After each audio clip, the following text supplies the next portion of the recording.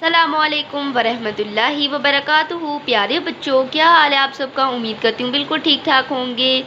آج ہے ہمارے پاس کہانی چچا خواہ مخواہ اور جگو میاں۔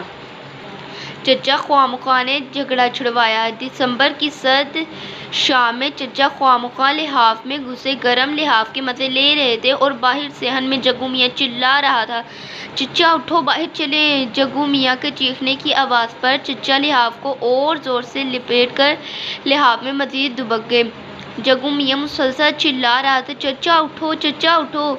جگو میاں جانتا تھا کہ چچا جاگ رہے ہیں اور جان بوجھ کر نہیں اٹھ رہے۔ چچا خواہ مخواہ اتنی ٹھنڈ میں لحاف سے کسی بھی صورت نکلنے پر تیار ہی نہیں تھے۔ تھوڑی ہی دیر میں پورے گھر میں حلوے کی خوشبو پھیلی ہوئی تھی۔ چچا خواہ مخواہ جگو میاں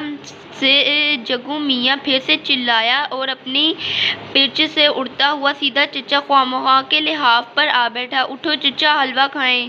جگو پھر سے بولا۔ اب کی چچا نے اپنا سر بھی لحاف میں گھسا لیا۔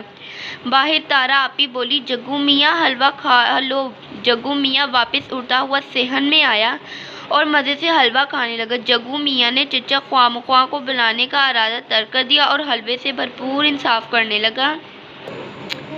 تھوڑی ہی دیر سے باہر گلی میں چیخنے چلانے کی آوازیں آنے لگیں۔ چچا، لڑائی! جگو میاں نے شور کر دیا۔ لڑائی! چچا خواہ مخواہ نے لحاف اتارا اور سپرمین کی طرح بیڈ سے چھلانگ لگائی۔ کس کی لڑائی؟ چچا باہر گلی میں بھاگے۔ جگو میاں چچا کے کندھے پر بیٹھ چکے تھے۔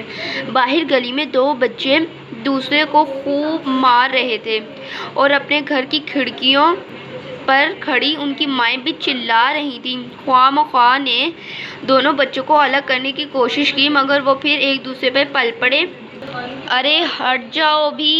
چچا خواہ مخواہ نے جھگڑے کو دے ایک لڑکے کو جو قدر لمبا تھا چھوٹے بچے کو خوب پیٹ کر رہا تھا۔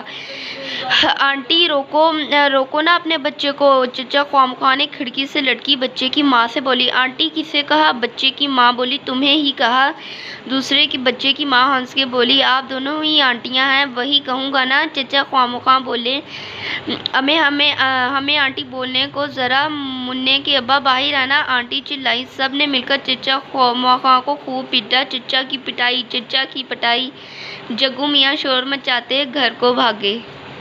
تو پیارے بچوں، امید کرتی ہوں آپ کو سٹوری اچھی لگی ہوگی۔ اللہ حافظ۔